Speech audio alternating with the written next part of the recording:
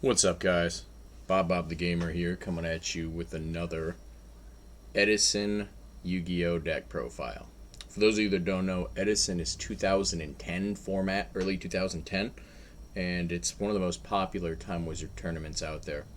Anyway, at my local, I went undefeated with X-Sabers and Edison, which I know a lot of people have been messing with for a long time.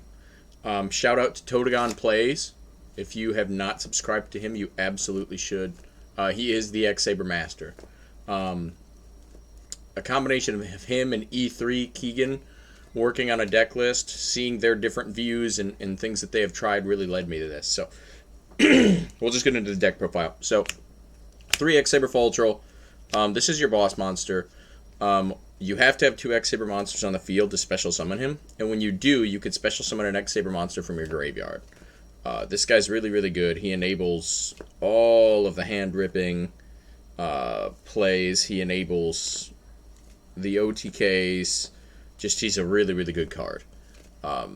He can brick, and he does, but you have to play 3 because there's times where you want 6 of them in your deck because you'll have 2 X-Saber monsters on the field ready to go, and you're like, I just need a Fultrell. So he's really good. Highly recommended at 3. Then we play 3 of Airbellum. This guy is probably I don't want to say the least useful X-Saber, because the attack, he is one of the higher attack monsters, so he doesn't get deck devastation virus. And he does rip cards, which is very, very frequent with this deck. But as a card, if they have like a Shura out, or if they have a Stratos, he's not really going to help you very much, right? So he's more so used with the Rescue Cat plays. You go Rescue Cat, you grab 2 Airbellum, and then you have Fultrell, and you're just ready to go with your X-Sabers. So we play 3 Airbellum.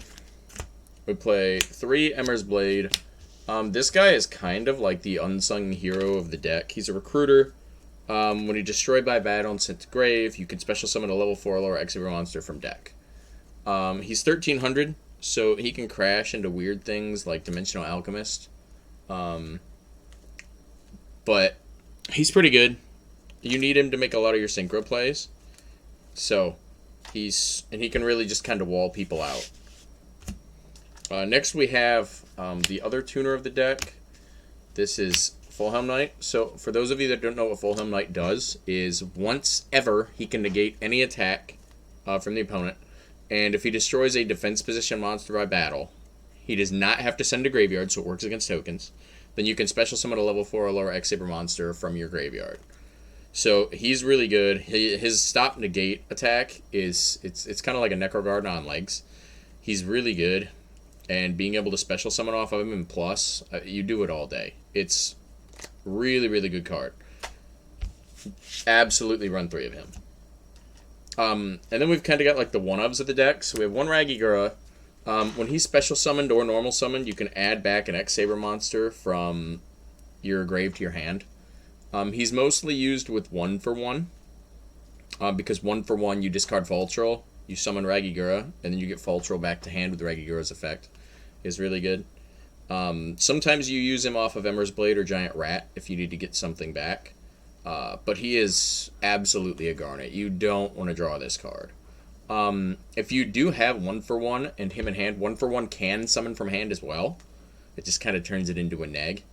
But he's still absolutely worth playing at 1. He's got his uses for sure. Then we have the 1 Hamster, 1 Gores, 1 Rescue Cat, 1 Raikou, 1 Sangan, and 1 Giant Rat. So most people do not play Gores. I really like Gores because once they see it once, they know he exists. And it's just another means of defense for the deck. Hamster, I have mixed feelings on. He was really, really good in the tournament where I went undefeated. But we only play the 1 Raikou. The reason we play the 1 Raikou is 1, because they're going to assume you're always setting a Recruiter or Sangan. And 2, you need it for Rescue Cat play sometimes. Sometimes if you draw a double Airbellum, then you want to at least do something with your Rescue Cat and not just have it completely dead. So I highly recommend playing at least the 1 Raikou. I've thought about going to 2, even though you don't really want to mill in the deck. but it's really good. Sangan can get almost every X-Saber monster, so he's great. Giant Rat, I know that Totogon is on 2 of these, or at least he was last I looked. I'm considering swapping out Hamster for another Giant Rat, because while Hamster's cool in the sense that it can either grab you the Raikou, or it can grab you Airbellum, the hand rip guy, this guy, because he is a level 3 beast. You want kind of both of those in your deck for the Rescue Cat play. So it's nice that it's a body that sticks around and it's, you know, it's thick, but I don't know. I think it might be a little counterintuitive to the deck. But those are the one-ofs that we play. Rescue Cat, best card in the deck, without question. We'll go on to the Magic cards. So really, you really want to get your Rescue Cat plays off. So we play 2 Gold Sarks. With Gold Sark, you're either going to get Rescue Cat, you're going to get Fall Troll, or you're getting like True Nade or Heavy Storm in most cases.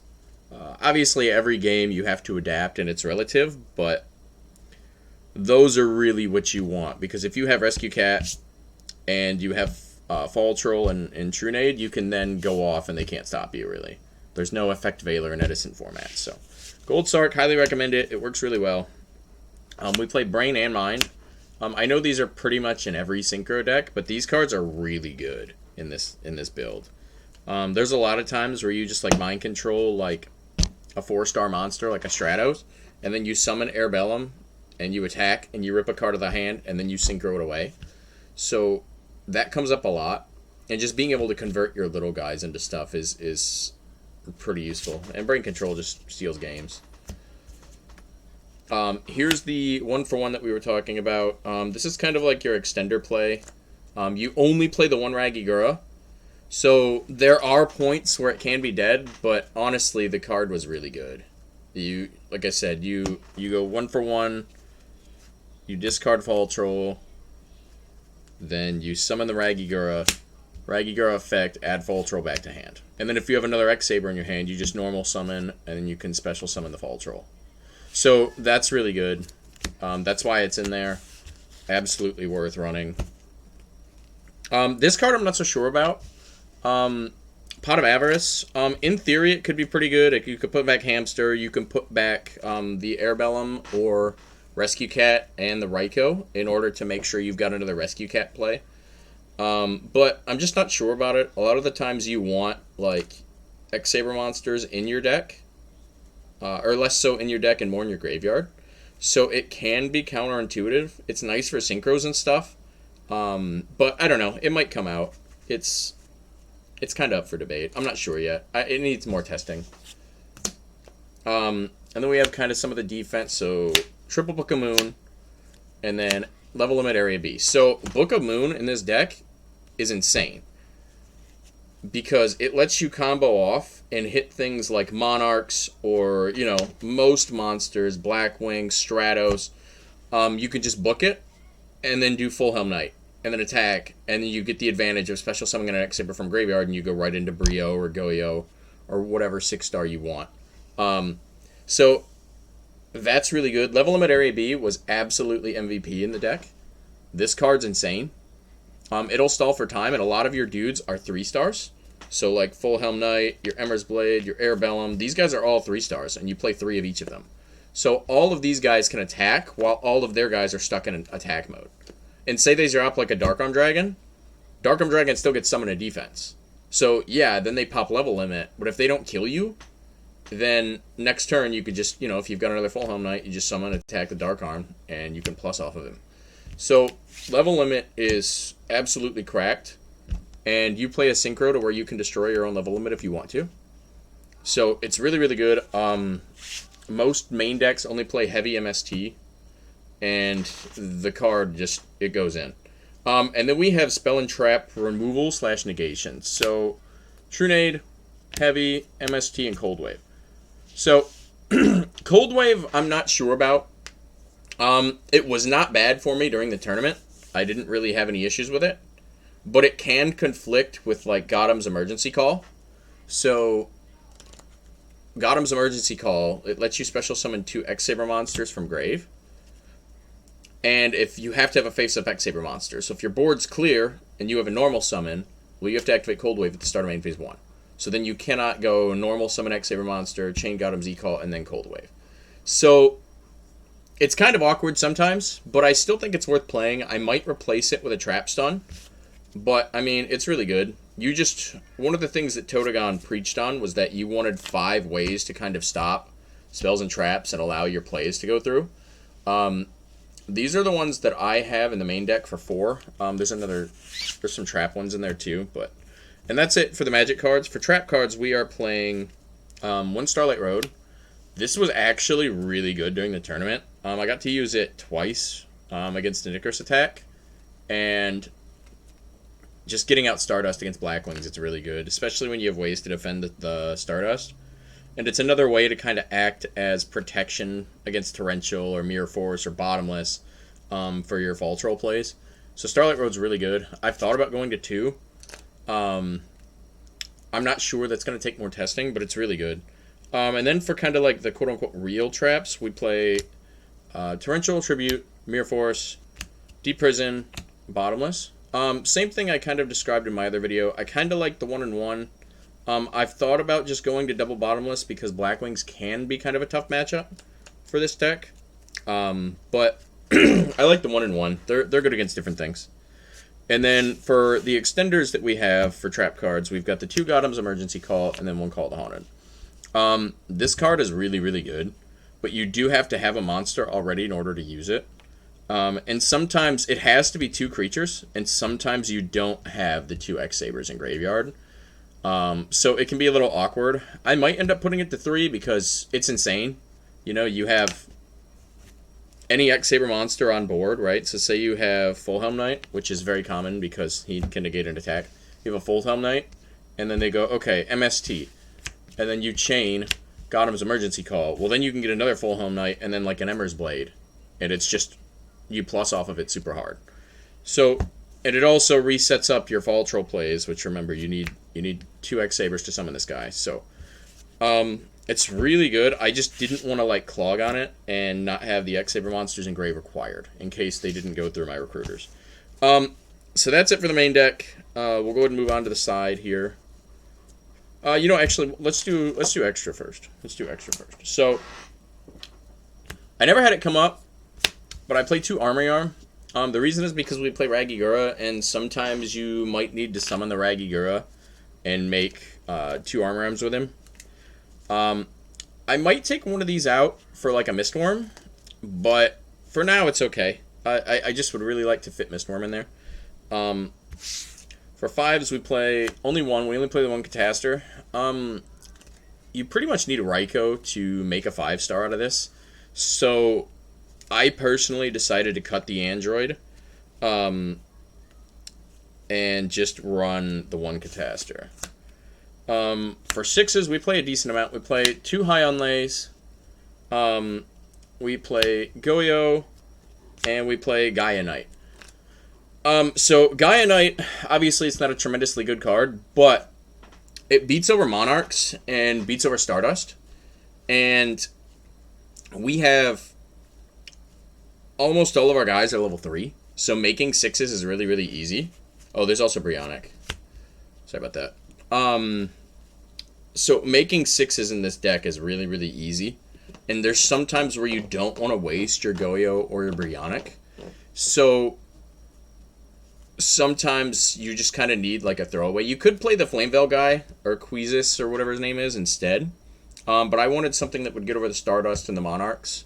That was kind of the logic there. Hyunlei, if you don't know, when it's Synchro Summoned, you can destroy up to 3 spell and trap cards on the field. So you do like Cold Wave or Trap Stun or something like that. And then you can Hyunlei and pop all 3 of their back row. So that's really good. I might go down to 1 Hyunlei, especially if I keep the Avarice in the deck. But she's really useful, and I really hate back row. It's tough for this deck, so being able to pop it is really good. But those are the 6s that we play. For 7s, we play 3. We have Arcanite, we have Black Rose, and we have Herbellum. So you might notice that there's no Summoner Bunk in this deck list. I had it, and we certainly have the spells to support it. but he felt a little inconsistent when he went off. He went really, really hard. But when there were times where I would have him and he would just be a dead draw, and I didn't really like that. I think I like the giant rats more. I might test him some more because I think it warrants it.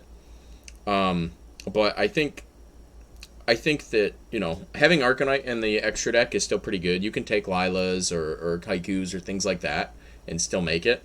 And we also have stuff in the side deck to where we can make an Arcanite still. So that's kind of why I elected to go with these three. He's an X-Saber name, and, you know, he's got the pseudo Yada Lock effect, which is pretty good.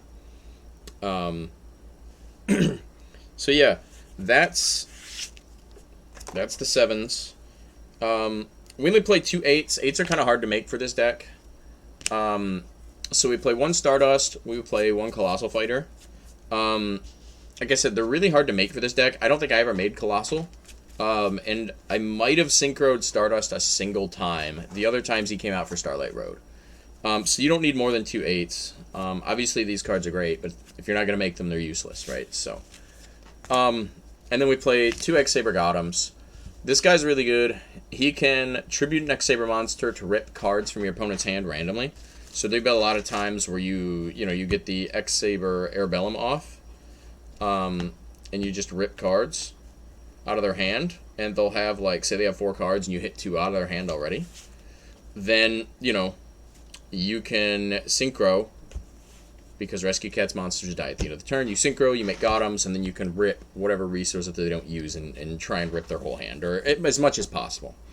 I've ripped Dark Callings.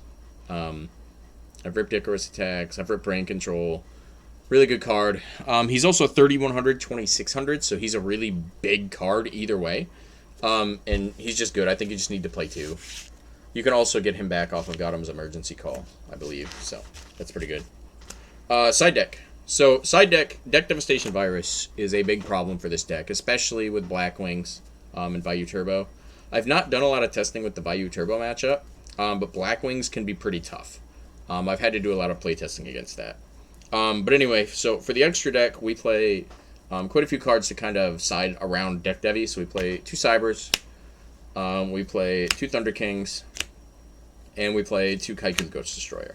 So Kaiku and any of your 3 stars, that's how you can make the Arcanite Magician with your own cards. He usually comes in against Vayu. These come in against Black Wings. Sometimes Cyber Dragons come in against Vayu as well. But those are the monsters we play, none of which get hit by Deck Devastation Virus.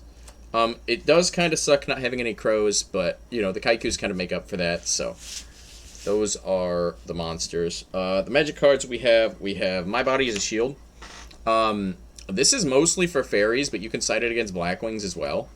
When I had several times where they would, they orange lighted my Rescue Cat, or they orange lighted my Fall Troll, and you can use that against Orange Light, so that's kind of why I wanted it.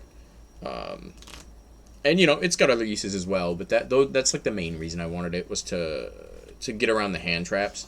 That's my only magic card that I play. And then we play traps. So we played a lot of back row removal. So we're on 2 Dust and then a Trap Stun. Trap Stun works really good with the 6-star high unlay that blows the back rows.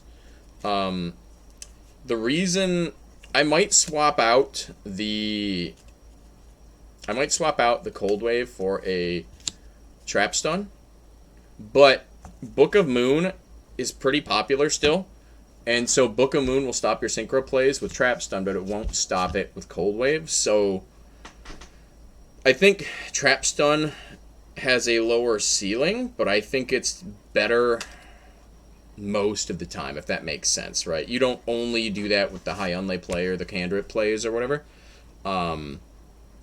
But it's still a really good card. You know, you hit that against Deck Devi or something, they've tributed a monster, Icarus Attack, they've tributed a monster, and they can no longer, you know, blow up their stuff. They're negative, and if you've got any way to rip hands off direct attacks, then, I mean, that's really good. So that's the spell and trap removal that we have in addition to the main deck. And then side deck, other traps we have are 3 Floodgates. We play 3 Iron Walls. We don't really have anything that banishes other than the Bottomless and the Dimensional Prison, which are easy side outs, and things like Diva Hero or Dark Gaia or Vayu Turbo. That's kind of what this is in here for. It's also good against Hero Frogs a little bit because you could stop their Caius plays, and then they pretty much have to like Regeki break it or Rise it.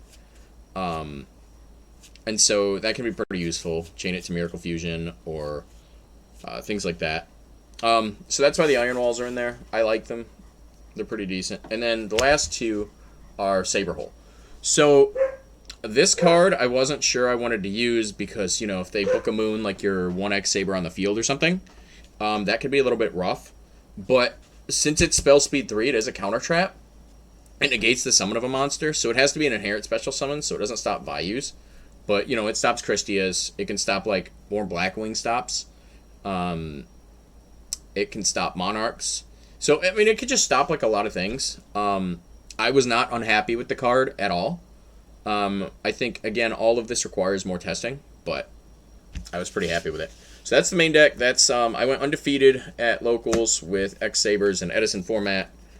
Super, super fun deck. It's fun to play. It's hard to play, but it's fun. It needs a lot of practice. But I enjoyed it.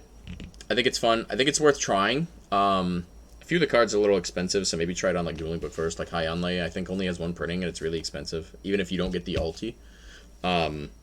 But yeah, it's a fun deck. I heavily encourage trying it out. If you guys want, I can do like some kind of tutorials or something that I remember from back in the day and picked up from Totogon. Again, Totogon is the Saber Master. Go subscribe to him. But anyway, guys, that's going to wrap up this deck profile for Undefeated X-Sabers and Edison format. I'll catch you next time.